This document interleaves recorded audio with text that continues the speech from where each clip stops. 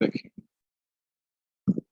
तो केपलर का जो पहला नियम था वो ये था कि सारे पार्टिकल्स क्या करते हैं, दे revolve in elliptical path around sun with sun as at the one of the focus of the ellipse। एक इलिप्स के दो फोकस, एक इलिप्स के दो फोकस होते हैं।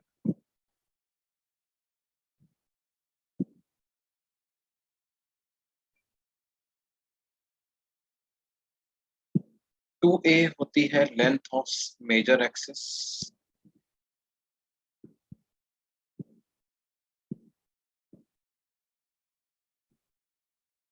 टू बी होती है length of minor axis,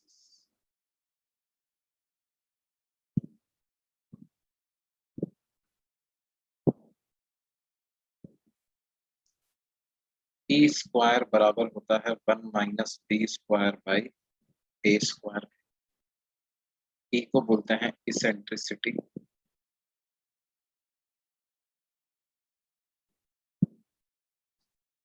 F1 के कोऑर्डिनेट्स होते हैं माइनस ए ई कॉमा 0, F2 के कोऑर्डिनेट्स होते हैं ए ई कॉमा 0, और F1 और F2 की खास बात क्या होती है, if P is some random point on the ellipse, PF1 plus PF2 is equal to length of major axis, where P is any point on the।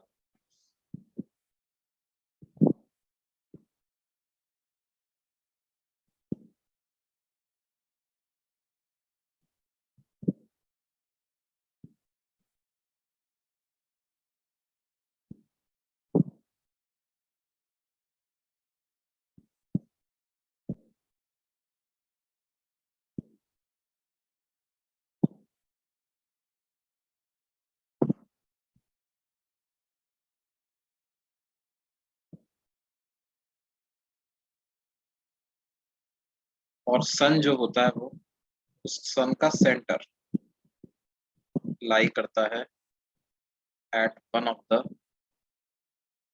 Focus of the centre of sun lies at one of the focus of the, और ये जो होता है ellipse, ये path होता है planet का।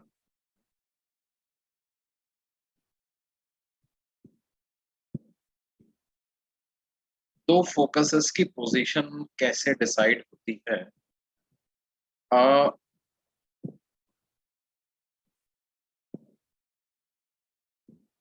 मतलब वो तुम जब ये कंडीशन अप्लाई करोगे ना, PF1 plus PF2 equal to 2A, तो अगर मान लो F1 का कोई कोऑर्डिनेट मानो, F2 का कोई कोऑर्डिनेट मानो, तो वो मतलब इसके बराबर आ जाएगा बेसिकली, है ना। अब वो इसको पूरा कैलकुलेशन अपन करेंगे तो क्या होगा, we will end up doing a lot of maths here.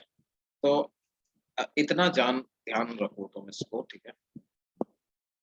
बाकी तुम कोनिक सेक्शन में मतलब you will any ways you are going to study far more than what I have stated here। मतलब तुम कई चीज पढ़ोगे, लेटस रेक्टम, ये वो कई सारी चीजें पढ़ेंगे।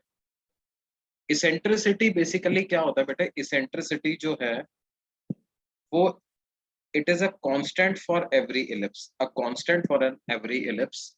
मतलब ये आपको बताता है कि इलिप्स कितना फ्लैट है। इसेंट्रिसिटी हमेशा 0 से 1 के बीच में लाई करती है ना। And closer the value of eccentricity is a parameter of ellipse which tells you how flat the ellipse is, right? If eccentricity is closer to 0,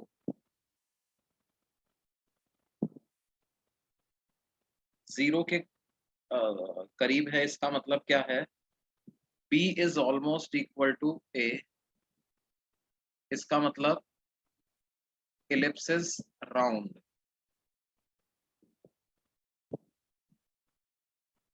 है ना। And when B becomes equal to A, eccentricity becomes exactly equal to 0, implies ellipse becomes a circle. B और A बराबर हो गए तो ellipse क्या बन गया, सर्कल ही बन, ठीक है। तो जैसे अगर मैं आपके सामने दो इलिप्स बनाऊं, एक इलिप्स थोड़ा ऐसा बनाऊं और एक इलिप्स थोड़ा इस तरह का बनाऊं, तो इसमें से मैं कहूं कि भाई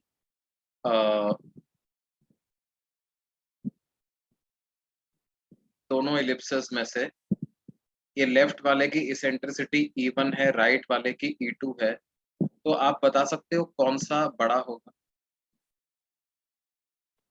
E1 बड़ा होगा या E2?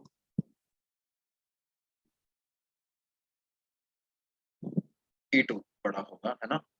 E1 will be less than E2। ये थोड़ा जीरो के पास होगा क्योंकि ये थोड़ा राउंड ही दिख रहा है और ये थोड़ा 1 के करीब होगा, है ना। देखो इसेंट्रिसिटी 1 कब आएगी, इस एक्सप्रेशन से आप देख सकते हो। अगर इसेंट्रिसिटी 1 आ रही है इसका मतलब B ऑलमोस्ट जीरो को अप्रोच कर रहा है। इसेंट्रिसिटी 1 आ रही है मतलब B किसको अप्रोच कर रहा है, जीरो को अप्रोच कर रहा है, तो मतलब बिल्कुल ही चपटा सा फ्लैट इलिप्स। ये इसकी इसेंट्रिसिटी किसको अप्रोच कर रही है, 1 को, और गोल इलिप्स है तो इसेंट्रिसिटी जीरो को अप्रोच कर रही है। इलिप्स की इसेंट्रिसिटी 0 से 1 के बीच में ही लाई करती है। देखो ये आपने शायद पढ़ा हो, पैराबोला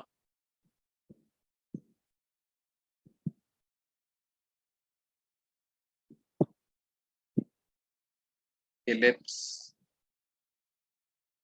हाइपरबोला, ये सबके सब क्या हैं, they belong to a single family of geometric figures, जिसको बोलते हैं कोनिक सेक्शंस।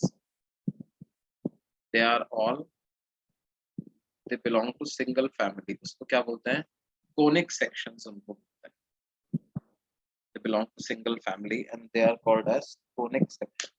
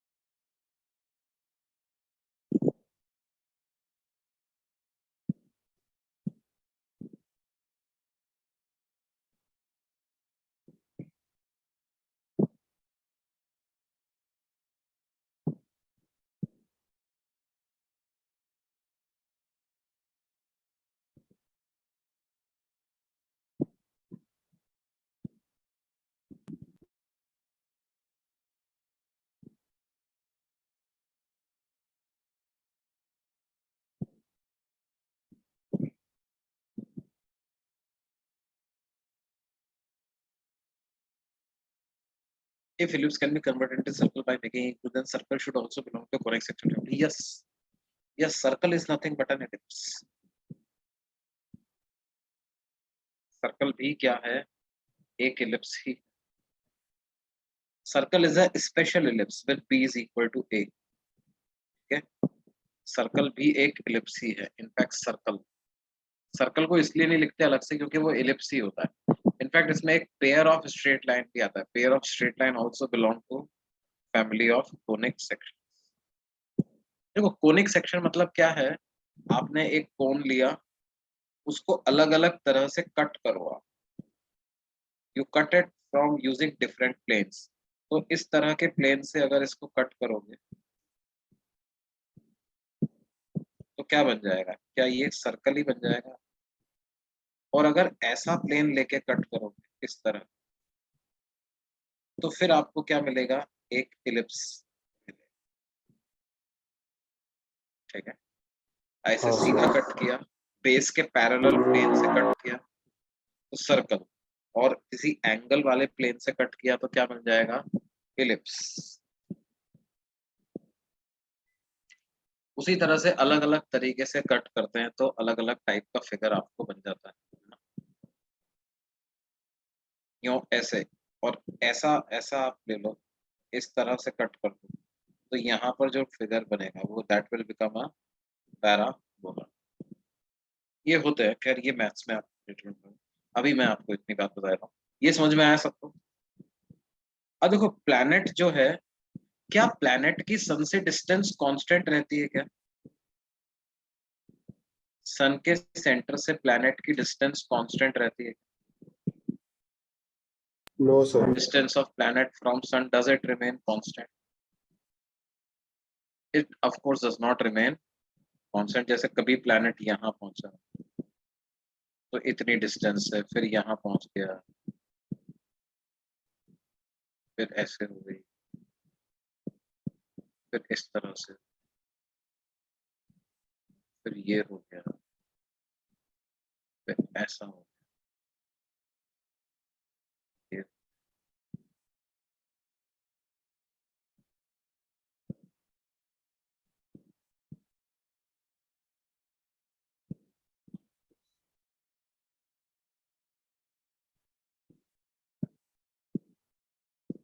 तो प्लैनेट की क्या होगा, सन के सेंटर से डिस्टेंस उसके पाथ के दौरान बदलती जाती।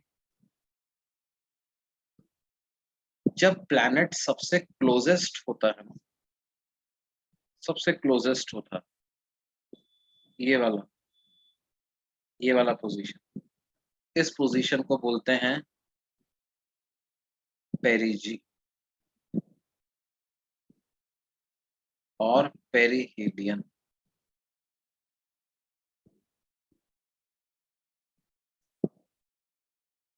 और जो सबसे दूर होता है, ये वाली पोजीशन, तो उसको बोलते हैं पोजीशन ऑफ अपोजी या एपहीलियन, है ना? कैसे ध्यान रखते हैं, मैं तो इसको हिंदी के नाम की तरह से याद रखता हूँ, क्योंकि अंग्रेजी के शब्द भूल जाते हैं बार बार। तो क्या है, पी से होता है पास, तो पास मतलब पेरिजी, है ना? और फिर पास का पेरिजी हुआ तो दूर का अपोजी होगा। इस तरह से याद रख लेते हैं, बाकी तुम अपना तरीका अपने हिसाब से याद रखने का बना सकते हो। अच्छा अब एक बात देखो कि क्या है, ये जो मिनिमम डिस्टेंस है, minimum distance of planet from sun, उसको हम कितना लिख सकते हैं? अच्छा एक बात मुझे बताओ बच्चों, ये वाली डिस्टेंस कितनी है, व्हाट इज दिस डिस्टेंस? ये डिस्टेंस क्या है?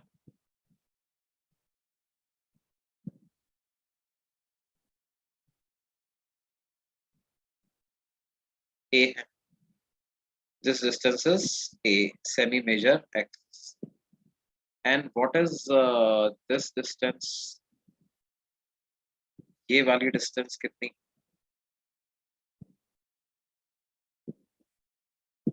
This is a e, this is a e. तो आर मिनिमम कितना हो गया, minimum distance of planet from sun centre, a minus a, very good, very good. Minimum distance of planet from sun centre क्या हो गया, a minus ए, या a into 1 minus.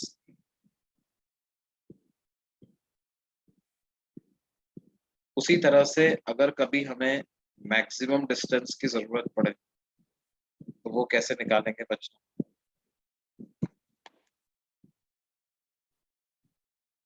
R max, ये कैसे निकालेंगे?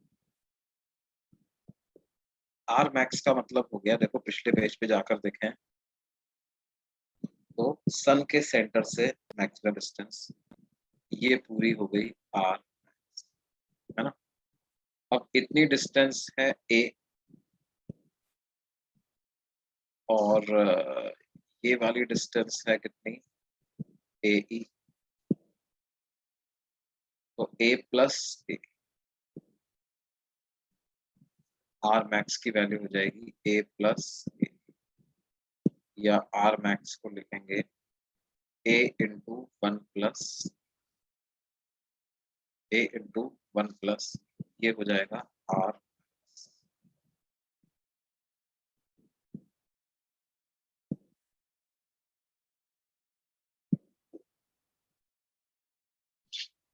देखो जैसे जो कुछ लोग पूछ रहे थे ना कि सर ये इलिप्स, इसके कोऑर्डिनेट्स, फोकस के कोऑर्डिनेट्स ऐसा कैसे आए, तो देखो आप चाहो तो यहाँ से देख भी सकते हो, छोटी सी कैलकुलेशन से आ जाएंगे। देखो ये वाला पॉइंट एक माइनर एक्सिस का पॉइंट है बी, ए मेजर एक्सिस का पॉइंट है ए, और ये सेंटर ऑफ द एलिप्स हो गया, है ना। यहाँ पर है मान लो एक फोकस। अब आप क्या करो, इस फोकस को बी से ज्वाइन कर दो और ओ को भी बी से ज्वाइन कर, ठीक है। अच्छा, दूसरा फोकस है एफ, F2 को भी बी से ज्वाइन कर।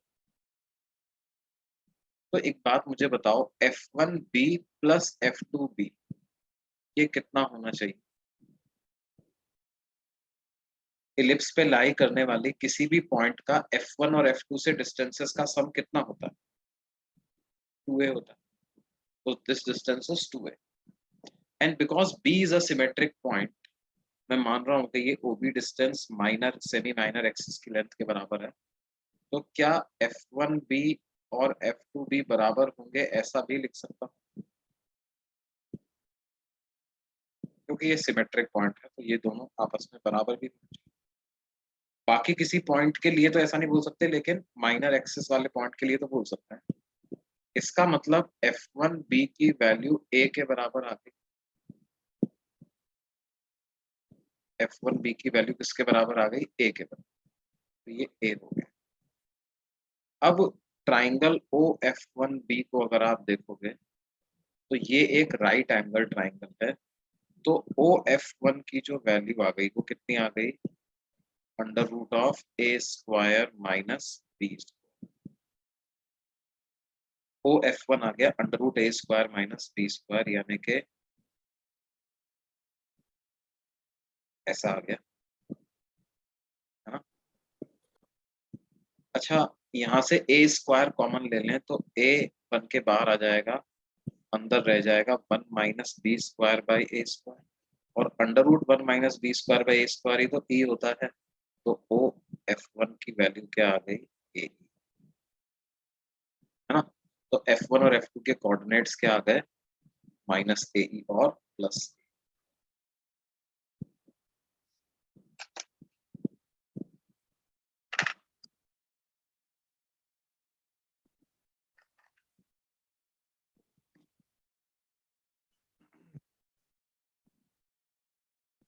ये दो जो इक्वेशन हमने देखी थी, यहाँ से आर मैक्सिमम और आर मिनिमम का रेशियो अगर आप निकालने जाओगे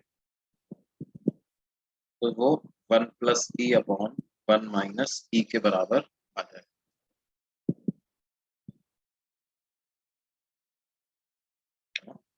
पेरिजी और अपोजी वाली जो पोजीशंस हैं, या तो इनको आर मैक्स या आर मैक्सिमम कर लो, या R apogee divided by R perigee. ये किसके बराबर आएगा? 1 plus E upon 1 minus E के बराबर ये वैल्यू बराबर आएगी 1 प्लस ई अपॉन 1। क्या ये बात समझ में आती है?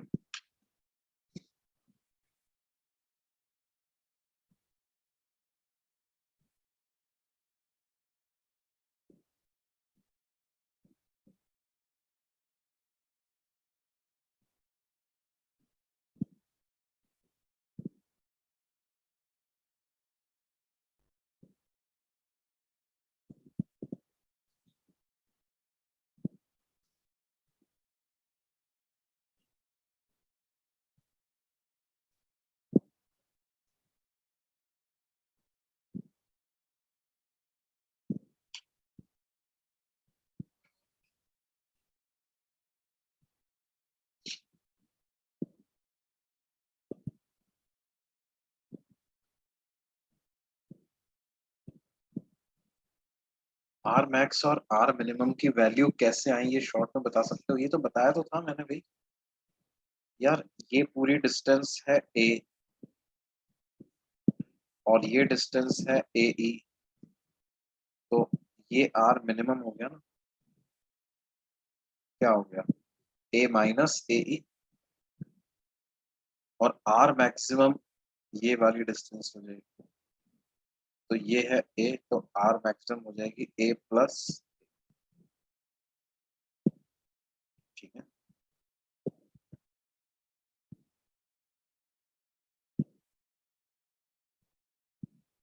अच्छा ये तो हुआ फर्स्ट, केपलर्स फर्स्ट लॉ।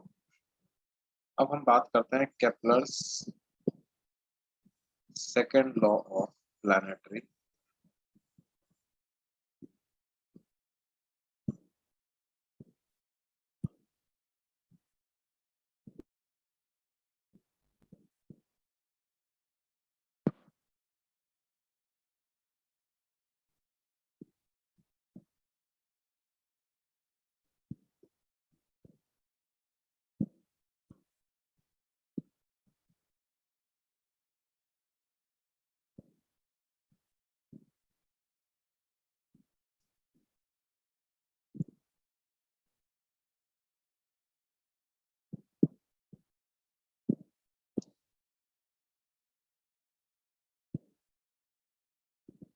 हाँ बच्चों, एक एक मिनट एक minute. Kepler second law of planetary,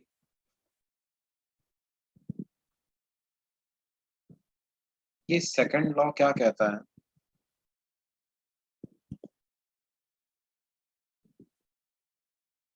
कि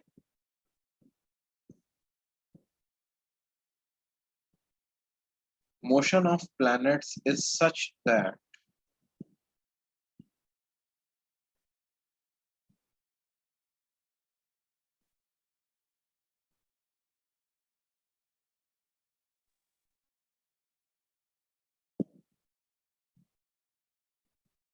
the position vector of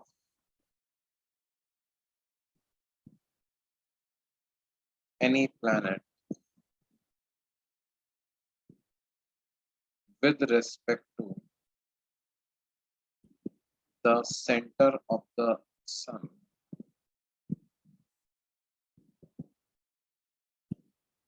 sweeps equal area in equal intervals of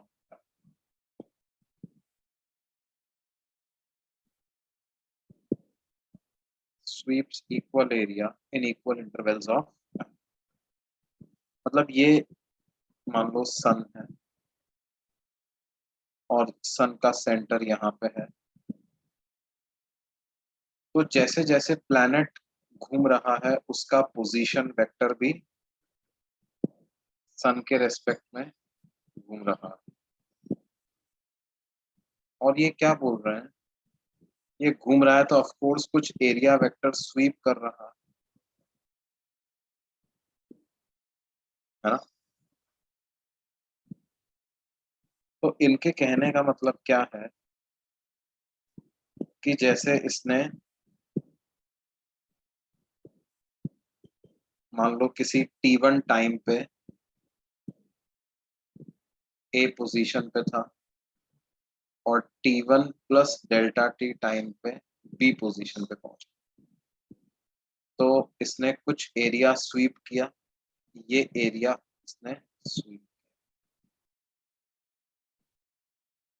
और फिर किसी t2 टाइम पर मान लो पोजीशन सी पे था और t2 plus delta T time पे पोजीशन डी पे पहुंच गया, तो अब के जो इसने एरिया स्वीप किया वो इतना एरिया स्वीप।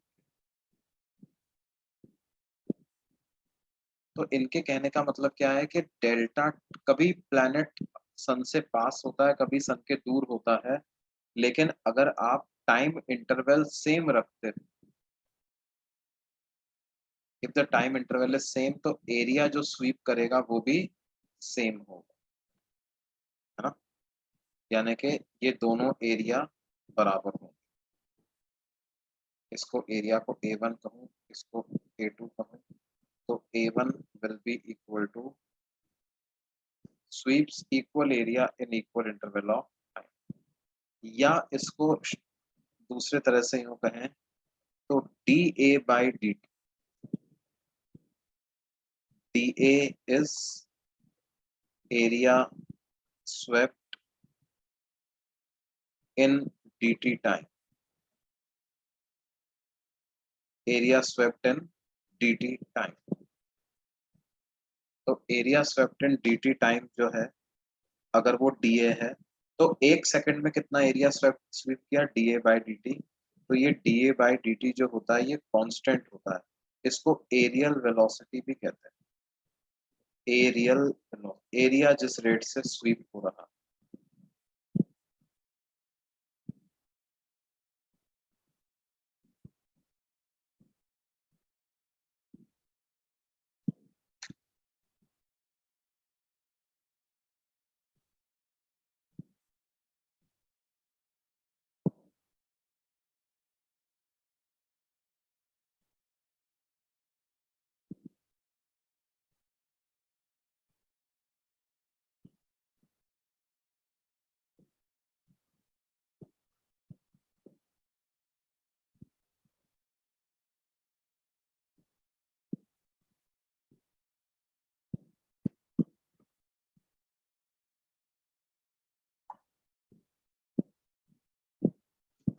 ये बात समझ में आती है बेटा।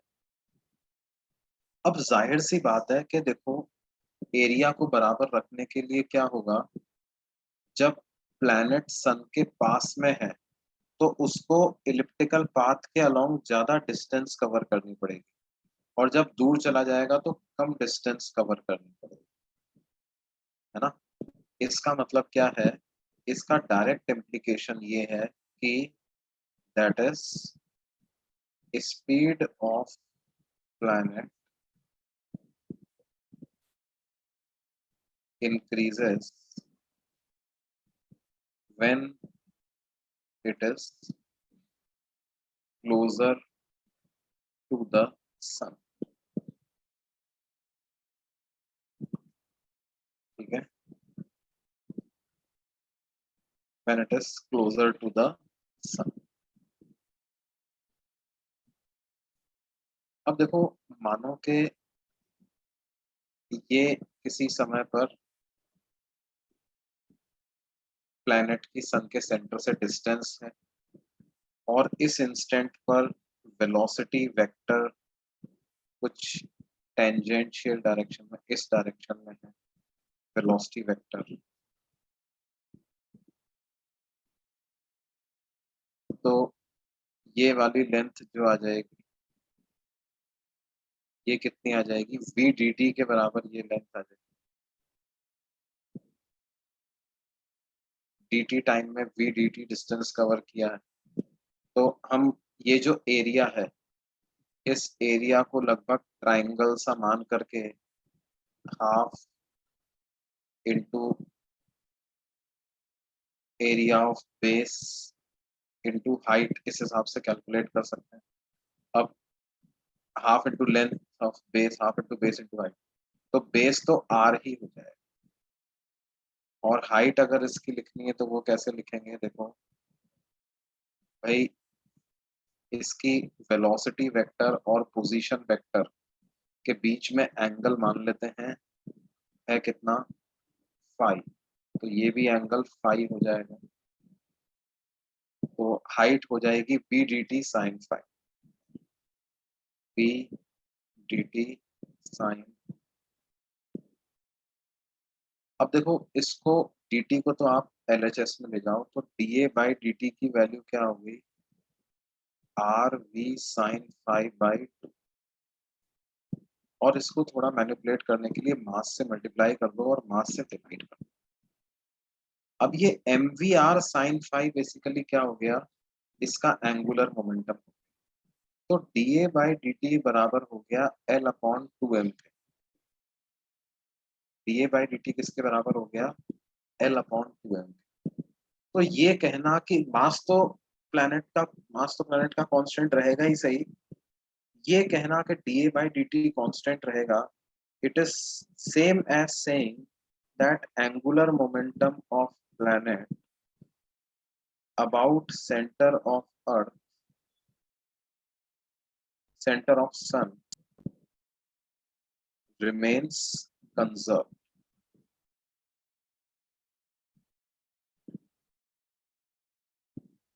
Angular momentum of planet about center of sun remains conserved.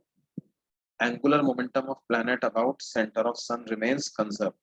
ये इक्वेशन dA by dt को कांस्टेंट कहूं या ये कहूं, एक ही बात है। और हमें पता है एंगुलर मोमेंटम तो कंजर्व रहेगा ही, क्योंकि प्लैनेट जब इलिप्टिकल पाथ में सन के सेंटर के अबाउट घूम रहा है, तो प्लैनेट पर जो फोर्स लग रहा है बच्चों, वो तो कौन सा फोर्स लग रहा है, सन्स ग्रेविटेशनल पुल ही तो उसको इलिप्टिकल पाथ में घुमा रहा है, वही एक फोर्स लगी रहा है। तो जब वही एक फोर्स लग रहा है, तो उस फोर्स का टॉर्क सन के सेंटर के अबाउट तो जीरो ही होगा। और अगर उस फोर्स का टॉर्क सन के सेंटर के अबाउट जीरो हो गया, इसका मतलब क्या है, angular momentum about the centre of the sun remains conserve. ये सारे के सारे जितने भी फोर्सेस हैं, ये सन के सेंटर से पास, तो क्या होगा, सन के सेंटर के अबाउट प्लैनेट का torque, since net torque on planet about the centre of sun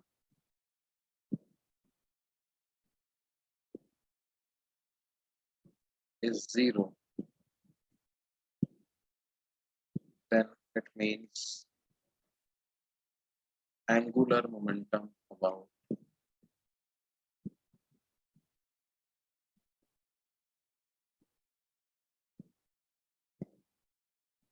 center of sun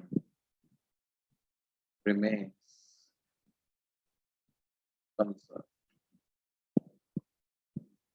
Angular momentum about center of sun remains,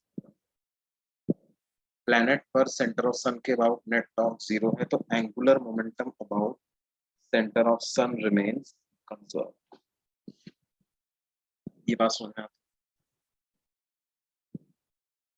तो लेकिन ध्यान दो बच्चों, जब केपलर ने ये लॉ दिया था, तो केपलर को टॉर्क और एंगुलर मोमेंटम और इनके कंसेप्ट नहीं पता थे। उस समय तक न्यूटन्स लॉज ऑफ मोशन ही नहीं आए थे, तो ये सब चीजें तो दूर की बात है। केपलर ने इस तरह से नहीं प्रूव किया था कि एरिया वेलोसिटी कांस्टेंट है। केपलर ने तो बाकायदा ऑब्जर्वेशन किया, है ना, प्लैनेट्स की अलग अलग पोजीशन देखी, सन की अलग अलग पोजीशन देखी, प्लैनेट की पोजीशन सन के रेस्पेक्ट में ड्रॉ करी, और प्रॉपर ज्योमेट्रिक मेथड से over years of hard work, in fact Johannes Kepler, जैसा मैंने बताया था, Johannes Kepler was the student and Tycho Brahe was his teacher, and they were working together and they worked for very long period of time, collected data, only data by astronomical observations, and Tycho Brahe died. He was not able to uh, yes, telescopes तो Galileo ने develop कर दिए थे ना बेटे, telescopes were developed by Galileo, पहला telescope Galileo ने बनाया, उसके बाद से ही एक्चुअली प्लैनेटरी मोशंस ऑब्जर्व करना आसान हुआ।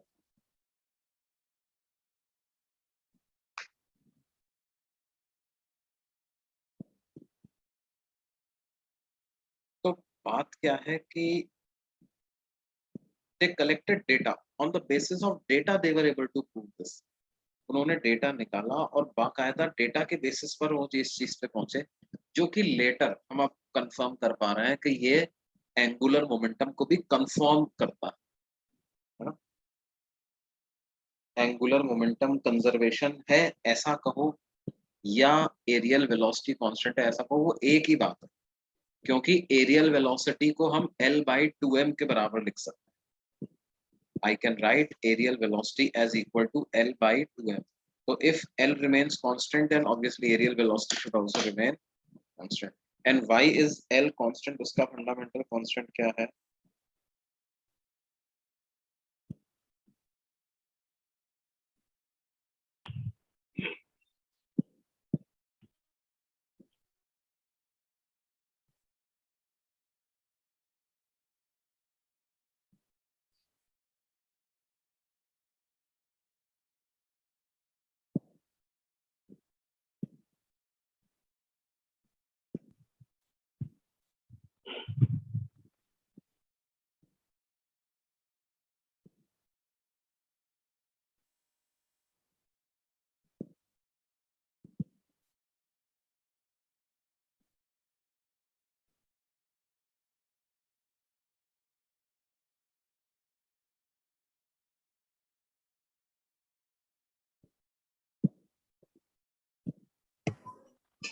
सर इसके आगे वाला पेज दिखाओ।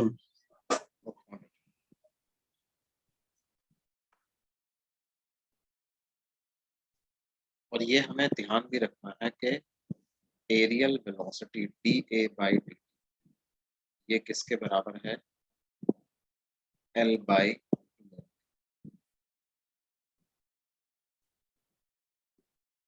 अच्छा इस लॉ के बेसिस पर क्या है, हम पेरिजी और अपोजी पर वेलोसिटी में रिलेशन भी पता लगा सकते हैं। प्लैनेट जैसे पेरिजी से पास हो रहा है तो वेलोसिटी की डायरेक्शन ऐसा, दिस इज वेलोसिटी एट पेरिजी, जब वो अपोजी से पास होगा तो वेलोसिटी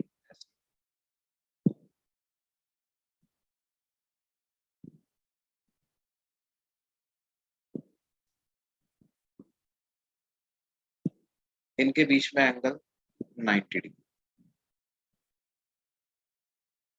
तो एंगुलर मोमेंटम एट पेरिजी बराबर होना चाहिए angular momentum at apogee.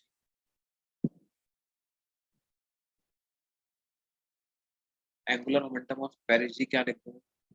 Mass into velocity of particle into at perigee into r minimum, ये हो जाएगा mass into velocity at apogee into r maximum, यानी velocity at perigee divided by velocity at apogee किसके बराबर होगा? R max upon r minimum, और are max कितना होगा? 1 प्लस ई, आर मिनिमम होगा 1 माइनस ई। तो velocity at perigee divided by velocity at apogee ये होगा 1 plus E upon 1 minus,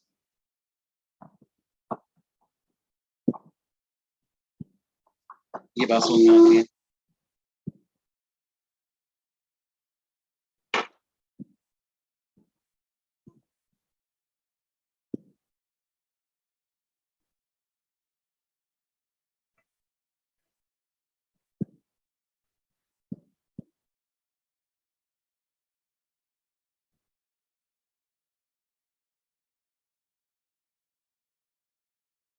sir L मतलब एंगुलर मोमेंटम है ना? Yes, capital L is angular.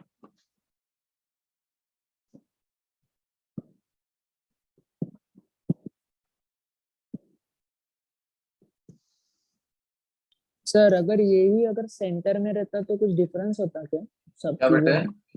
अगर सन के अगर बराबर सेंटर में रहता, अभी थोड़ा सा फोकस थोड़ा लेफ्ट या राइट है ना सेंटर से, अगर बराबर सेंटर में रहता तो क्या होता?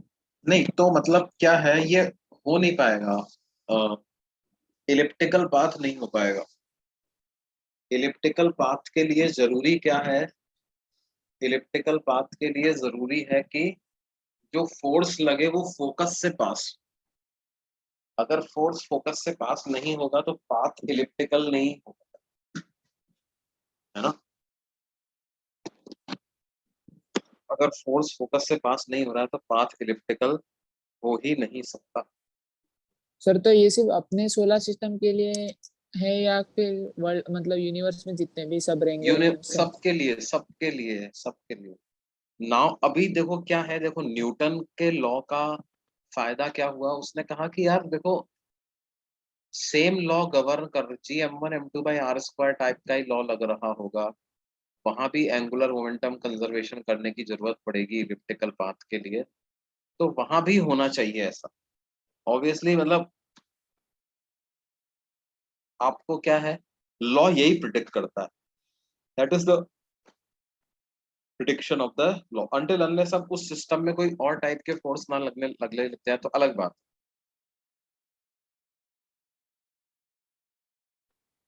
ये बात समझ में आती है?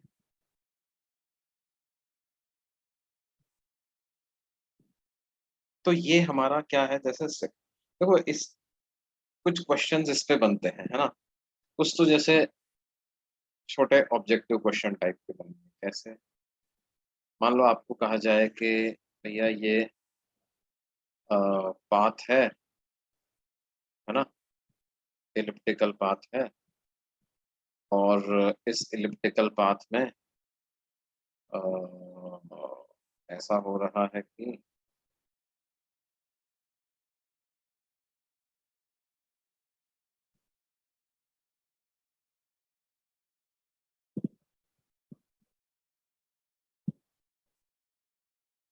प्लैनेट ए से बी से सी जाता है, फिर सी से डी से ए जाता है, ठीक है, और यहाँ कहीं पे है सन।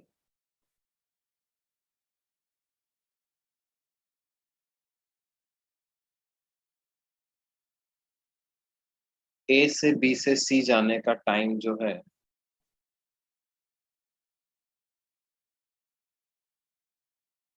वो T1 है, और सी से डी से ए आने का टाइम T2।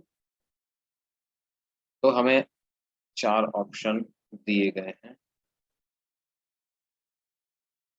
कहा गया है T1 T2 से ज्यादा लगेगा, T1 T2 से कम होगा, या T1 और T2 बराबर होंगे, या can not determine relation between T1।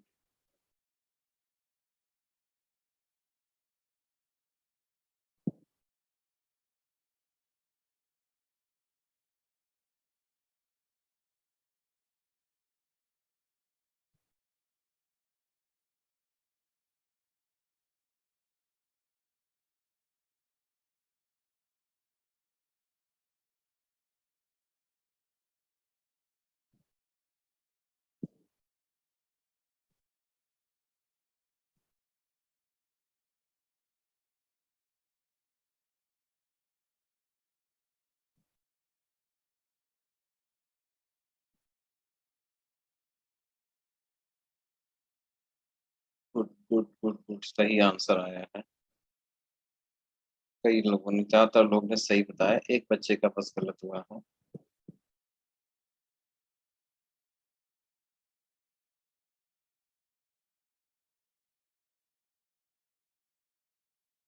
देखो हमने क्या कहा था, ये इक्वल एरिया स्वीप करेगा इक्वल टाइम में, तो कुछ लोगों ने क्या कहा, कुछ लोगों ने कहा कि हाँ रे भाई देखो क्या है, एरियल वेलोसिटी कांस्टेंट रहती है, इक्वल टाइम में इक्वल एरिया स्वीप करता है, तो क्या हो गया भाई, इक्वल एरिया ही तो है।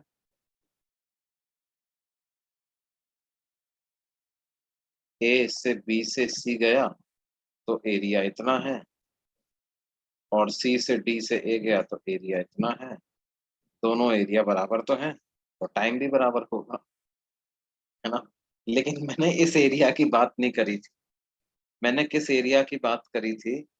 मैंने बात करी थी कि जब ये प्लैनेट मूव करता है तो हमने जिस एरिया की बात करी थी वो था position vector of the planet with respect to sun's centre. तो जब प्लैनेट ए से चालू होकर के बी से लेकर के और सी तक आता है तो उसका पोजीशन वेक्टर कुछ ऐसा, ए से चलता है, ए से चलते हुए बी तक पहुंच के और फिर कहाँ तक आता है, सी तक आता है।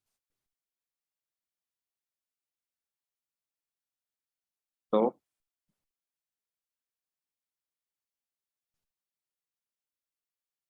इतना एरिया ए बी सी में इतना एरिया स्वीप हो रहा है बच्चों, और इधर इतना एरिया स्वीप हो रहा है, ये वाला। अब कौन सा एरिया बड़ा है तुम बताओ, ए बी सी वाला एरिया बड़ा है या सी डी ए वाला बड़ा है, या दोनों बराबर हैं? है बच्चों, कौन सा एरिया बड़ा? ए बी सी वाला बड़ा। तो ए बी सी चलने में टाइम ज्यादा लगे, है ना। एरिया अपॉन टाइम का रेशो कांस्टेंट होता है, तो जो बड़ा एरिया है उसको कवर करने में टाइम भी ज्यादा लगेगा, यानी T1 ग्रेटर देन T2। इसका आंसर आएगा T1 ग्रेटर देन, यानी बात समझ में आई? अच्छा, किसी एक बच्चे ने आंसर बी भी दिया था, T2 ग्रेटर देन T1। उनने क्या सोच के बी दिया था? T1 इक्वल टू T2 वालों की सोच तो मेरे पकड़ में आती है ना। देखो, जिन्होंने T1 इक्वल टू T2 दिया था उन्होंने यही सोचा था ना, ऐसा ही सोच के दिया था कि कोई और लॉजिक लगा के दिया?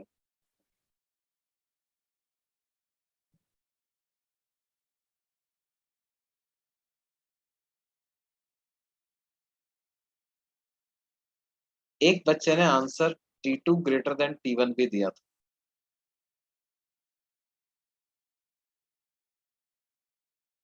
ओके, कोई बात नहीं।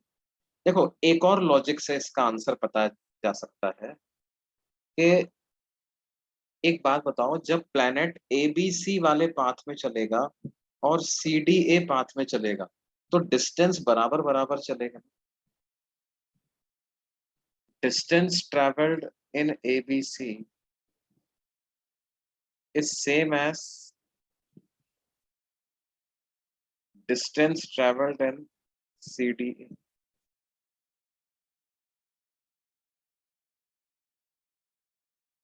होगा कि नहीं? ए बी सी का डिस्टेंस और सी डी ए का डिस्टेंस बराबर।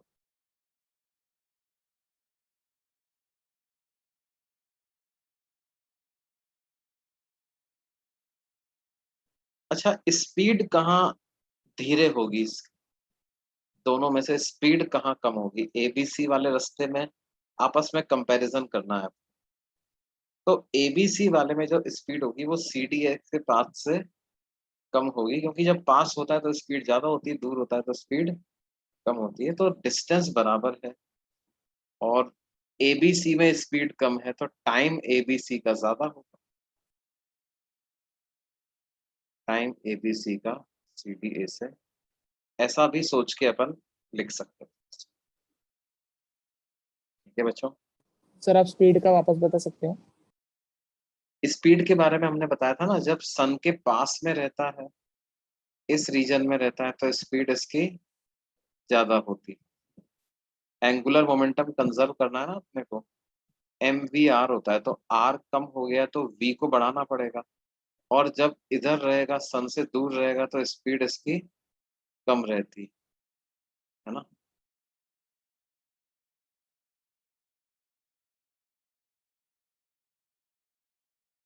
समझ में आई बात बच्चों?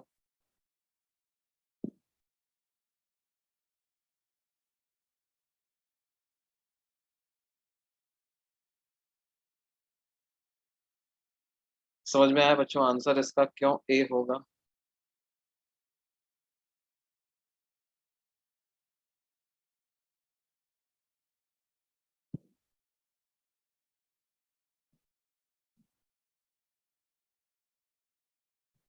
अगले क्वेश्चन पे चलें।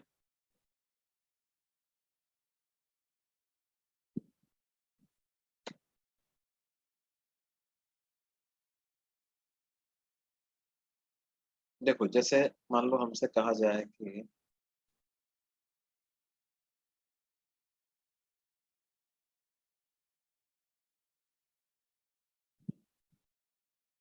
एक इलिप्टिकल पाथ हमें दिया गया है और बोल रहे हैं कि प्लैनेट को पूरा चक्कर लगाने में कुछ कैपिटल टी टाइम लग जाता है। प्लैनेट को पूरा चक्कर लगाने में कुछ कैपिटल टी टाइम लग जाता है।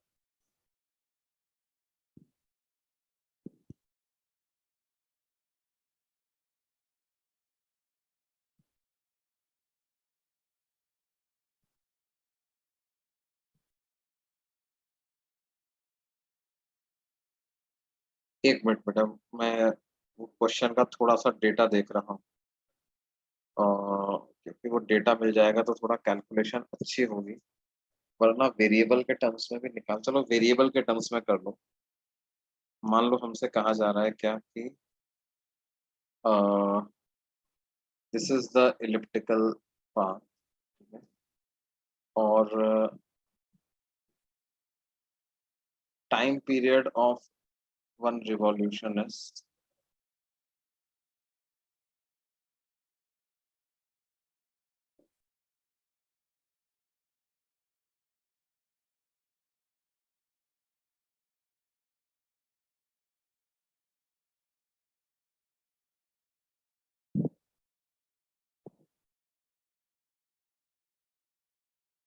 eccentricity is small e, and semi major axis is a।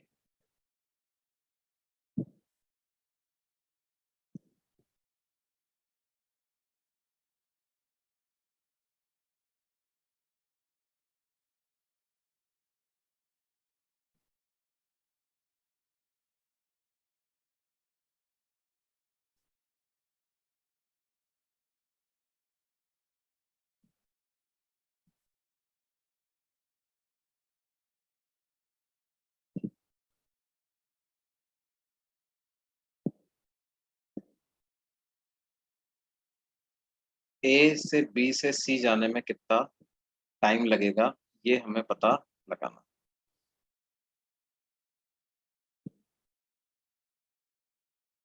ठीक है, ऐसे प्लैनेट घूम रहा है, क्लॉकवाइज दिशा में घूम रहा है, यहाँ मान लो सन, तो ए से बी से सी जाने का टाइम क्या है?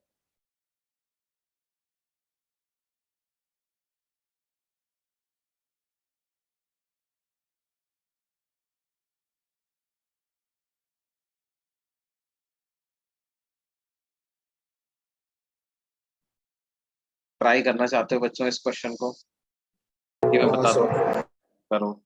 अच्छा सवाल, this is a very good question, बिल्कुल जेई एडवांस में लाने आने लायक question.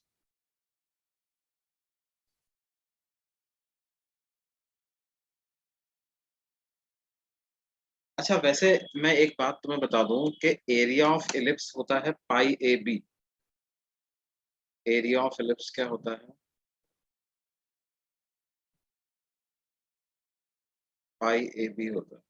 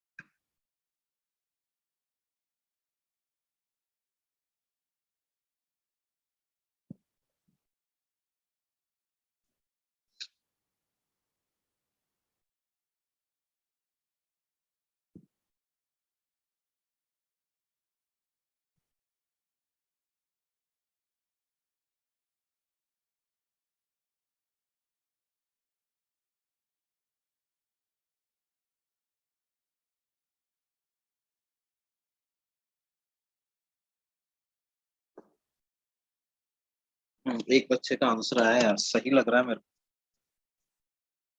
I think he has answered it correctly.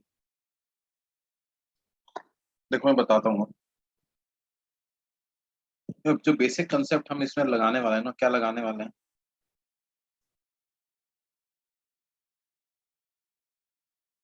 Area upon time का रेशो कांस्टेंट रहे। A1 upon T1 equal to A2 upon. अब देखो टोटल एरिया तो पाई AB जैसा मैंने बताया, that divided by total time. अब A से B से C का एरिया देखना है, तो कौन सा एरिया देखना होगा, ये वाला एरिया, है ना, ये पूरा एरिया देखना है। अब इस पूरे एरिया में से क्या है बच्चों, ये वाला जो एरिया है ना, ये वाला एरिया, ये अलग,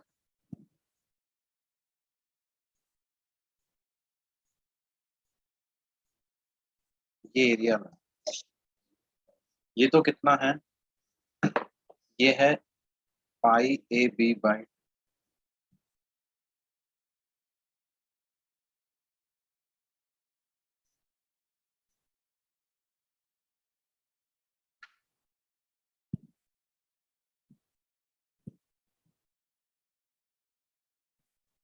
ये तो है पाई AB बाई ये वाला एरिया, है ना। अब इस ट्राइंगल का एरिया और निकाल रहे हैं अपन। तो यहाँ पे T2 आएगा, ये T2 हमें कैलकुलेट करना।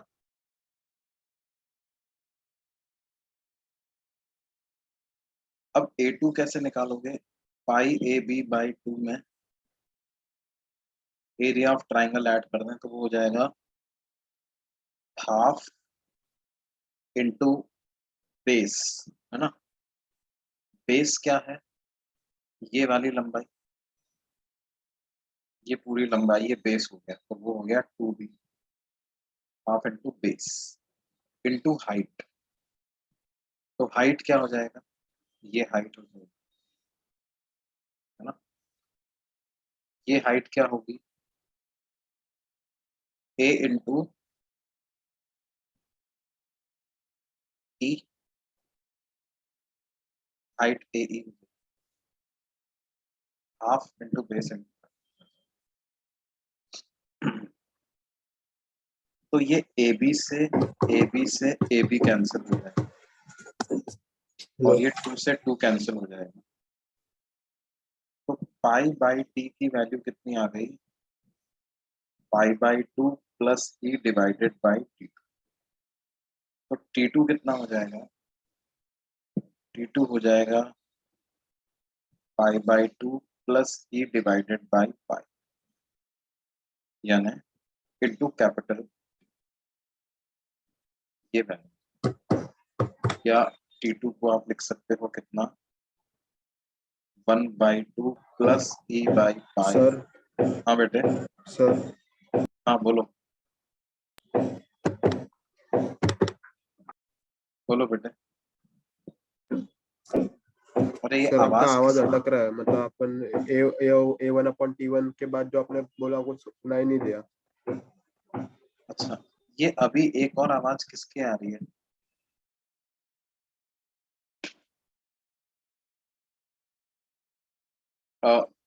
किसके बाद भी सुनाई दिया बेटा?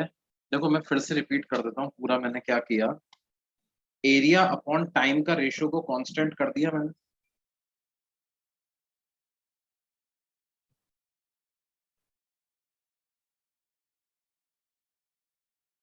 एरिया अपॉन टाइम के रेशियो को हमने क्या कर दिया?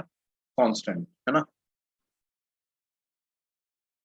पूरा एरिया होता है पाई ए बी, वो कैपिटल टी टाइम में स्वीप करता है। तो पूरे एरिया को मैंने लिख दिया कितना? पाई ए बी, और वो स्वीप हो रहा है कैपिटल टी टाइम में। पूरा एरिया हो गया पाई ए बी, वो स्वीप हो रहा है कैपिटल टी टाइम में। तो इतना एरिया कितने टाइम में स्वीप होगा? एबीसी वाला एरिया। अब एबीसी वाला एरिया कौन सा है? ये वाला एरिया प्लस ये वाला एरिया, क्योंकि मेरे को जो सेंटर के ऑफ द सन के रेस्पेक्ट में जो पोजीशन वेक्टर बन रहा है, वो कितना एरिया स्वीप हो रहा है वो पूरा लिखना है मेरे को।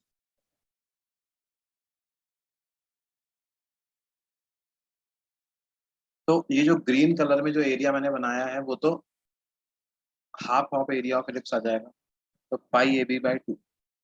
अब ये ट्राइंगल का एरिया अलग से लिखना है। तो ये ट्राइंगल का बेस है और ये उसकी हाइट है, तो half into base, half into base, base is 2b, height is a e, 2 से 2 कैंसिल हो गया, बी ए ई। अब ए बी से ए बी कैंसिल हो गया, ए बी से ए बी से ए बी कैंसिल हो गया, 2 से 2 कैंसिल हो गया, तो पाई बाई कैपिटल टी किसके बराबर हो गया? Pi by 2 plus E by T two. तो टी टू की वैल्यू क्या हो गई? Pi by 2 plus E upon pi, 1 by 2 plus E by pi into capital T. ये ऐसी वैल्यू। क्या ये बात समझ में आ रही है? सर हाँ बोलो बेटा। सर इसमें ऐसा भी कर सकते हैं ना sir, A1/T1 equal to A2/T2। A1 हम लोग दूसरा एरिया ले सकते थे, जो दूसरा मतलब ये एरिया छोड़ के दूसरा वाला A-A1, और हाँ। उस टाइम को ले सकते थे T-T1। और जो यहाँ पे A2/T2 लिखा था वहाँ पे A1/T1, तो वैसा लेके भी सॉल्व कर सकते थे सर। हाँ लेकिन फिर वापस कैपिटल टी में से सब्ट्रैक्ट करना पड़ता है तुमको, क्योंकि टाइम तो अपने को ए बी सी वाला निकालना है ना। हाँ सर, वही बोला था सर, अगर उसको T-T1 ले लेते तो हाँ T1 हाँ T/2 आ रहा था। बिल्कुल बिल्कुल बिल्कुल, ऐसा भी कर सकते हो, उससे भी आ जाता है आंसर।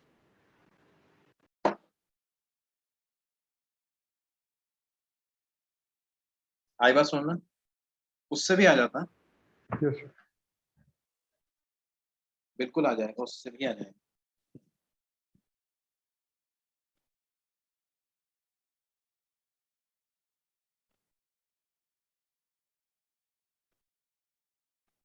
अच्छा अब क्या हम लोग ये प्रूव कर सकते हैं क्या कि वेलोसिटी एट पेरिजी और वेलोसिटी एट अपोजी क्या होगा इसको? Can be. Yes sir. Velocity at, prove that, मान लो हमसे कहा जाए प्रूव दैट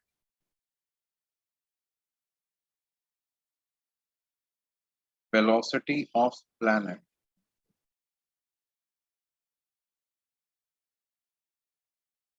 at perigee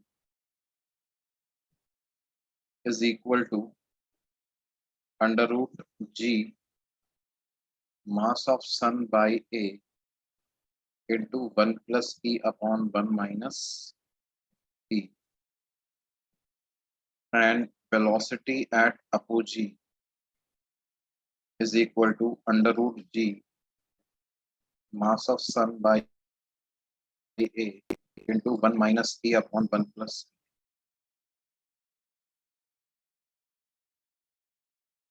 क्या ये प्रूव कर सकते हो तुम?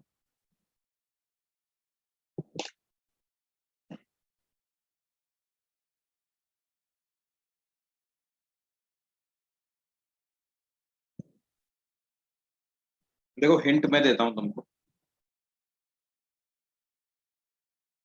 पेरिजी से लेकर के अपोजी तक एक इक्वेशन लिखो एनर्जी कंजर्वेशन की, और एक इक्वेशन लिखो एंगुलर मोमेंटम कंजर्वेशन, और देखो दिखा आता है कि नहीं आता।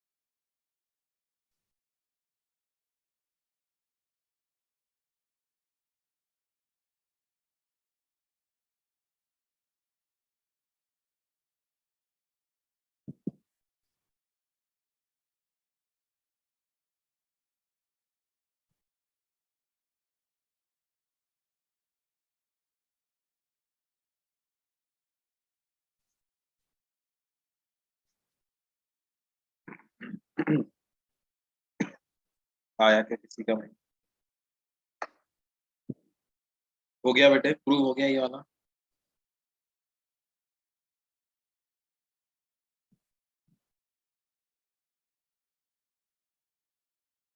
एक बच्चे का हो गया sir, very good very good बेटे, वेरी गुड। देखो कैसे करेंगे, छोटा सा डायग्राम बना लो। ये रहा सन,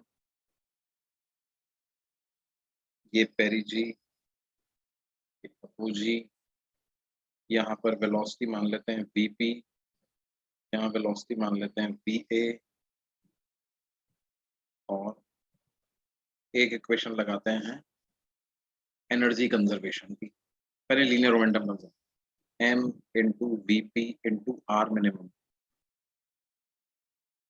is equal to m into V A into are maximum.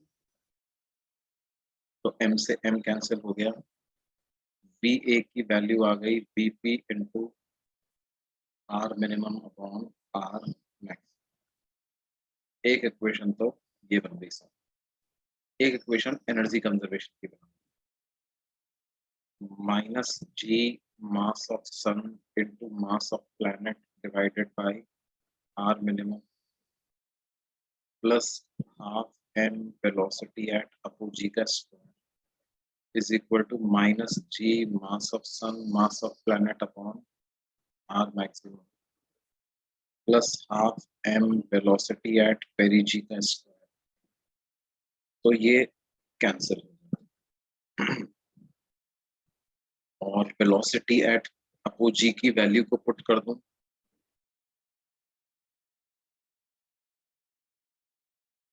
Velocity at apogee की वैल्यू को पुट कर देता हूं, VP into are minimum by r maximum.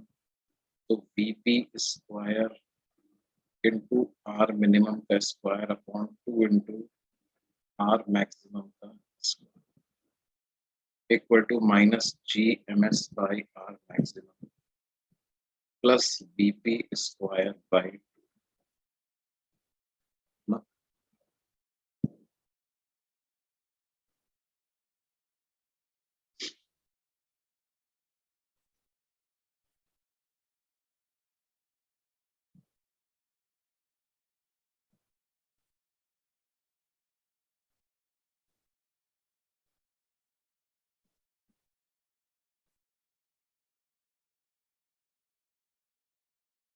यहाँ पर वीपी आना चाहिए, यहाँ पर वीए आना चाहिए, ये मैंने उल्टा लिख दिया। तो इस वजह से इधर तो वीपी स्क्वायर बाई 2 आएगा और उधर आएगा VP square by 2 into are minimum square upon R maximum. VP square by 2 common ले लो, 1 minus R minimum square upon R maximum square equal to G mass of sun 1 by R minimum minus 1 by R max. तो आ जाएगा VP square by 2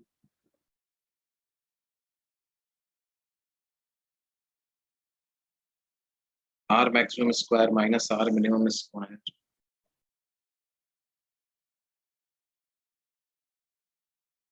divided by R max का square. ये किसके बराबर होगा, जी mass of sun R max minus R min divided by R min, ऐसा हो जाएगा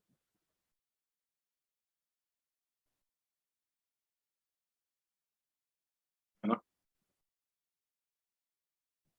अब तो वीपी स्क्वायर की वैल्यू क्या आ जाएगी, देखो आर मैक्स माइनस मिन से आर मैक्स माइनस आर मिन कैंसिल हो जाएगा।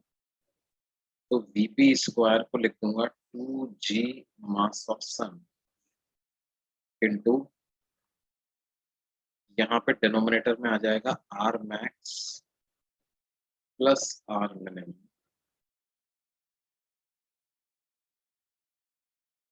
और सर इधर उधर आएगा सर आर मैक्स का स्क्वायर बाई आर मिन। हाँ बेटे, सर उधर R minimum into are maximum भी आएगा ना, क्योंकि क्रॉस मल्टीप्लाई किया ना तो नीचे आर वाले दोनों। मैक्सिमम इंटू आर मिनिमम, सही बात।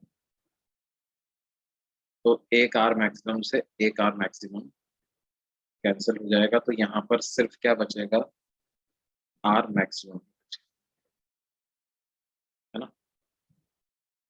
अब देखो ये जी एम एस जो लिखा हुआ है, ये 2 को आप इधर ले जाओ, आर मैक्स अपॉन आर। ये जो क्वांटिटी है ये ए हो जाएगी कि नहीं हो जाएगी, सेमी मेजर एक्सिस। भाई ये इलिप्स है, यहाँ फोकस है, ये डिस्टेंस को बोलते हैं आर मिन, और इस पूरी डिस्टेंस को बोलते हैं आर मैक्स। तो इन दोनों का एडिशन 2a हो जाएगा, तो इसका आधा a हो जाएगा। R max plus R minimum by 2 will become a। तो vp स्क्वायर क्या हो गया, g mass of sun by a into are max by R, या bp हो जाएगा under root g mass of sun by a into are max by R min. और are max by R minimum वही तो होता है 1 plus C upon 1 minus, तो into 1 plus C upon 1। एक बार ये आ गया तो वेलोसिटी एट अपोजी भी आ जाएगी, ये आ गया तो वेलोसिटी एट अपोजी भी आ जाएगी। Is this clear?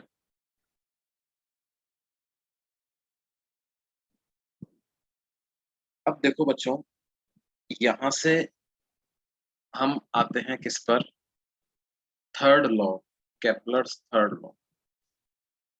वो सर क्या कहता है? हाँ, सर अभी क्लास है 6:10 को। अच्छा अच्छा, अरे अभी तो 6:02 हुआ है ना, 3 मिनट पर रुक जाओ। Kepler's third law of planetary motion.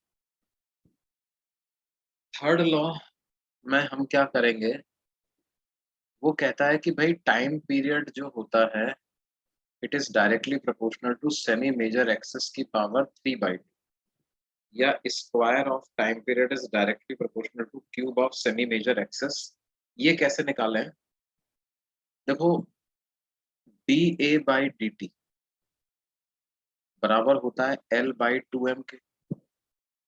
L कितना होता है, mass into velocity at perigee into minimum distance.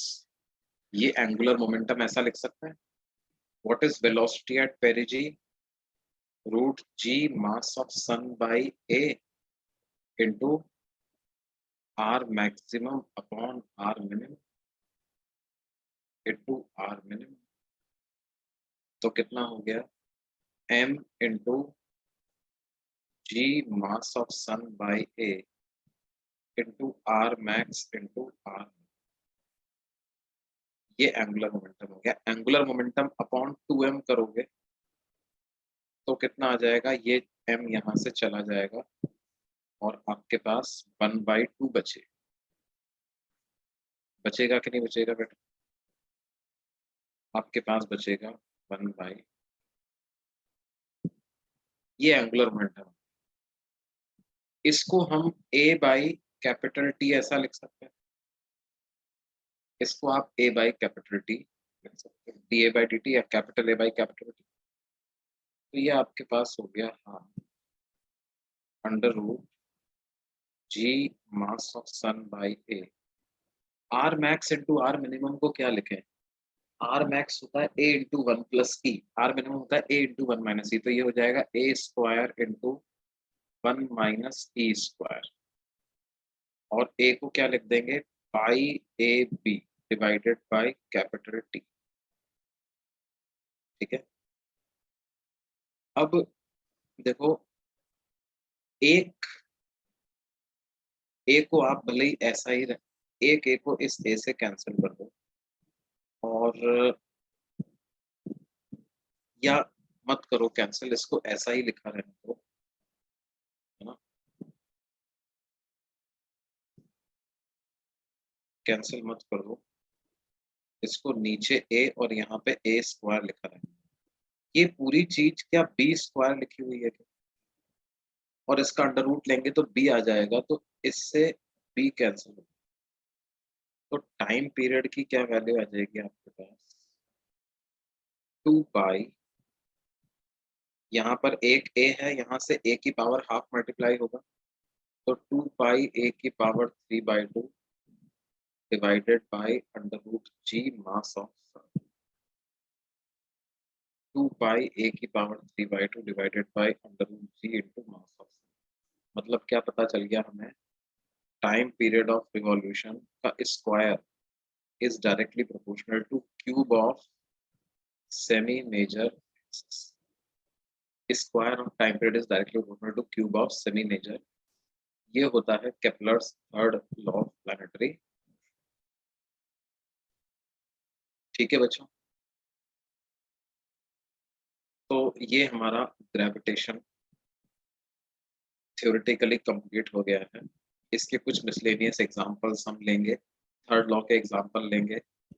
Gravitation की शीट मैं आप लोगों को आज भिजवा दूंगा, अभी भिजवा ही रहा हूँ, अभी आई है मेरे पास कुछ देर पहले, मैं भिजवा दूंगा, वो आप कर सकते हो उसको। ठीक है, अगली क्लास में मिलते हैं।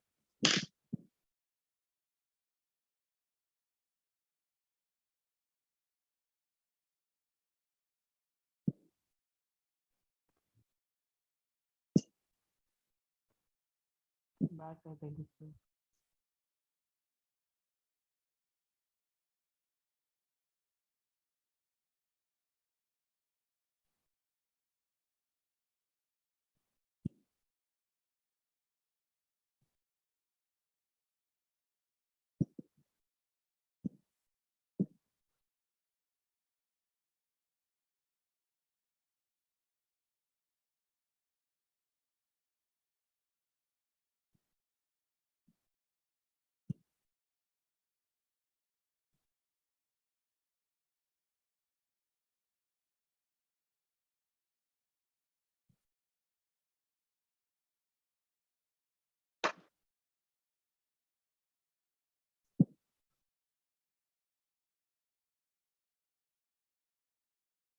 ओके बच्चों, बाय।